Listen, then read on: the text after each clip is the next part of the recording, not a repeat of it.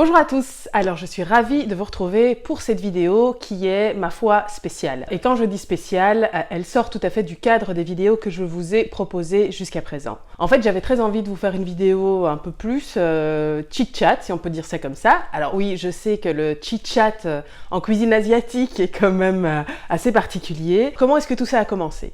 Alors, il faut savoir que de base, moi, je suis gourmande et curieuse. En général, quand ces deux adjectifs se rencontrent, ça donne quelqu'un qui adore explorer, qui adore tester, qui adore goûter, qui adore faire goûter, et il se fait que j'adore cuisiner également. Quand j'ai commencé à habiter seule, que je suis partie de chez mes parents, j'ai commencé à tester des ingrédients ci et là. Mon premier appartement était dans un quartier où il y avait une boutique de produits asiatiques pas énorme, mais intéressante et qui avait des produits vraiment intrigants. Du coup, c'est là que j'ai commencé à faire mes premières découvertes. Alors j'ai commencé évidemment par faire des choses très simples, du type acheter un pot de curry, les diluer avec du lait de coco, acheter différents types de nouilles, voir comment je pouvais les travailler. Cependant, j'avoue que j'ai été un petit peu bloquée parfois à certaines étapes, parce que à l'époque de mon jeune âge, Internet n'existait pas encore. Elle est plus se diriger en librairie ou en bibliothèque pour s'informer sur la manière adéquate de réaliser des recettes. Et puis, je trouvais que dans les magasins asiatiques, c'était souvent tenu par des Asiatiques. La communication n'était pas toujours super facile. Et donc, parfois, je me retrouvais face à des pots que je ne comprenais pas. Il y avait le même nom mais sur plusieurs pots de couleurs différentes. Je savais pas si c'était la même chose, si c'était différent, si ça devait s'utiliser chaud, si ça devait s'utiliser froid. Bref, j'étais de très bonne volonté, mais j'étais un peu larguée. Donc j'ai lu quelques bouquins, je suis partie en Asie aussi également parce que c'est un continent que j'adore. Au fur et à mesure, j'ai commencé à faire de plus en plus de trouvailles culinaires et j'ai commencé à cuisiner asiatique de façon très régulière. Comme j'adore faire à manger et comme j'adore recevoir des gens, bien sûr, j'ai commencé à faire des petits plats asiatiques pour mes amis et pour ma famille. À Noël, je me souviens que j'avais offert un petit panel de produits à mon papa en me disant que comme ça, il pourrait un petit peu renouveler sa cuisine. Mon papa adore aussi tout ce qui est ingrédients santé, donc je lui avais offert 2-3 choses qui sont des ingrédients asiatiques, comme le miso, les algues, l'huile de sésame, enfin des choses qu'il pouvait introduire dans son alimentation, me semblait-il, de façon assez simple. Mais il se fait que il m'a dit quelques semaines après, voire quelques mois, qu'en fait il n'en avait ouvert aucun parce qu'il ne savait absolument pas comment les utiliser. Pendant le premier confinement, on devait être en avril ou en mai 2020, quelque chose comme ça, j'ai créé mon blog de cuisine asiatique qui s'appelle Chan Cuisine Asiatique. Alors pour moi, c'est un blog pour les gens qui ont envie de savoir comment utiliser les produits. Donc, il y a 2 choses sur ce blog. Bon, il y en a même 3 en fait. Il y a d'abord parfois des focus sur certains produits pour comprendre ce qu'est le produit et comment l'utiliser au mieux. Il y a des recettes asiatiques simples que vous pouvez faire en 15-20 minutes.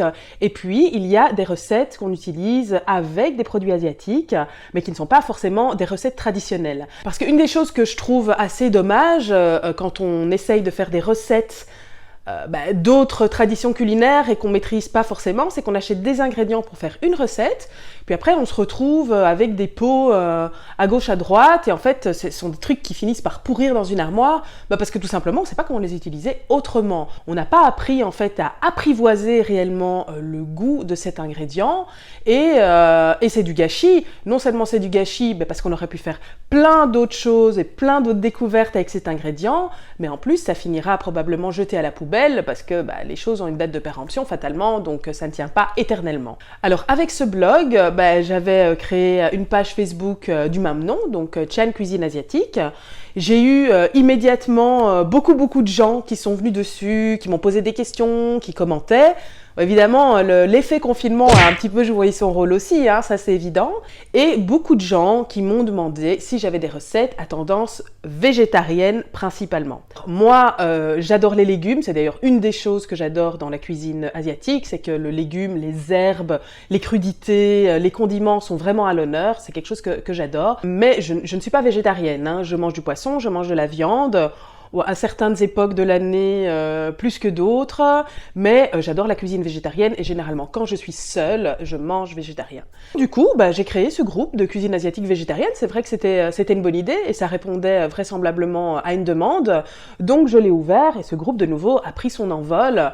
Et je pense qu'à ce jour, maintenant ça fait 1 an et demi que je l'ai ouvert, quelque chose comme ça. On est plus de 12 000 membres. Donc voilà, ça a suscité une belle envolée et il y a beaucoup de gens qui ont adhéré à ce projet-là. Sur le groupe et la page, de plus en plus régulièrement, les gens me demandaient où trouver les recettes. Où trouver les ingrédients aussi, parce qu'il y a certaines régions où l'accès aux ingrédients n'est pas forcément simple. Et voilà, je constatais quand même une vraie envie de découvrir certaines traditions culinaires asiatiques, mais un blocage parce que manque d'accompagnement, manque d'accès aux ingrédients. Voilà, ça paraissait compliqué de franchir certaines étapes. Alors, étape ultérieure, moi ce que j'adorais dans la page Facebook, le blog et le groupe, c'est tout cet échange en fait, le fait de pouvoir se donner des astuces, le fait de savoir un petit peu où les gens avaient des problèmes, ou ne connaissaient pas du tout un plat, ou voilà, de pouvoir échanger, de pouvoir orienter différentes personnes, moi-même aussi d'avoir des conseils, parce que je ne suis pas asiatique, comme vous l'aurez compris, donc tout le résultat de ma cuisine est un résultat personnel d'apprentissage, de test. Mais par contre, je ne suis pas quelqu'un qui va passer 2 heures en cuisine à travailler quelque chose de façon super méticuleuse en suivant une recette à la lettre. Alors là, mais pas du tout, du tout. Moi, je suis plutôt du genre à ce que ça swing, je mets de la musique, ma fille m'aide pour couper des trucs, on rigole, on danse. Et si jamais je le fais toute seule, eh bien, il faut que la recette soit efficace. Alors, je peux prendre du temps pour certaines recettes, qui traditionnellement demandent une cuisson, doivent être mijotées, bien sûr. Mais globalement, la plupart de mes recettes, elles prennent 30 minutes entre la préparation et la cuisson. Parce que comme tout le monde, j'ai une vie active, j'ai une vie de famille, j'ai 1000 choses à faire dans la journée. Donc, c'est super chouette de pouvoir passer de temps en temps 1 ou 2 heures en cuisine à se focaliser sur un plat. Mais tous les jours, non seulement c'est impossible, mais ça correspond pas à mon tempérament, tout simplement. Toutes ces questions et ces problématiques ont commencé à faire leur petit bonhomme de chemin dans ma tête. Et dernière étape du processus, c'est là que j'ai eu envie de créer la Chanbox. Alors, vous vous demandez peut-être pourquoi la Chanbox intervient dans certaines de mes vidéos. C'est parce qu'en fait, moi, je considère que les choses sont entrelacées.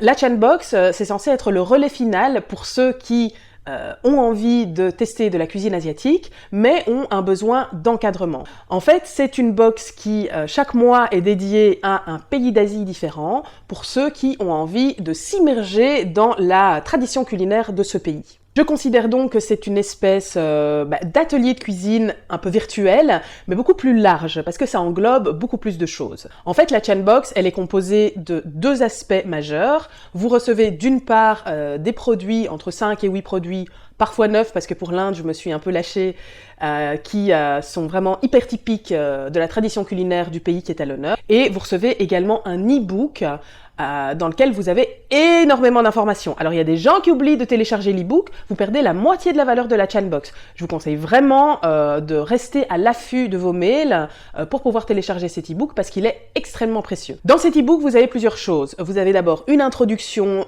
aux arts de la table, souvent, aux arts culinaires du pays à l'honneur. Vous avez un petit historique, parce que ce qui est aussi hyper intéressant dans la culture culinaire, c'est que c'est une culture tout court.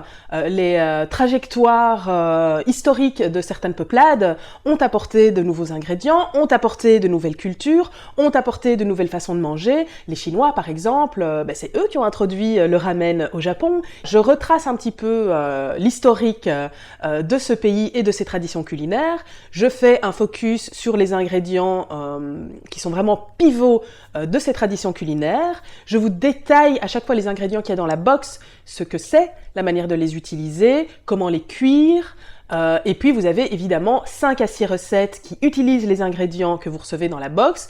Et ces recettes, elles sont à mon image, hein, parce que évidemment je les ai toutes testées avant de vous les proposer. Donc ce sont des recettes généralement qui prennent 30 minutes, tout compris, à réaliser. J'ai cherché à les faire dans un gabarit qui rentre dans une vie active. Donc ce ne sont pas des recettes pour lesquelles vous devez consacrer tout un dimanche après-midi à être super concentré. Ce sont des recettes que vous pouvez faire en rentrant chez vous à 18h, qui vont changer de vos menus quotidiens en introduisant des nouveaux ingrédients, des nouveaux nutriments. Sachez que c'est un relais de la chaîne YouTube. Donc je vous explique un produit sur la chaîne où je vous parle d'une recette en particulier. Vous pouvez y trouver les ingrédients, que ce soit chez moi ou que ce soit ailleurs. Mais en tout cas, si vous avez envie de reproduire cette recette, vous savez que vous avez un relais direct vers la Chanbox qui vous permettra de réaliser la recette en question. Sur ce, je vous souhaite de concocter de magnifiques petits plats asiatiques et je vous dis à bientôt pour une prochaine vidéo. Ciao!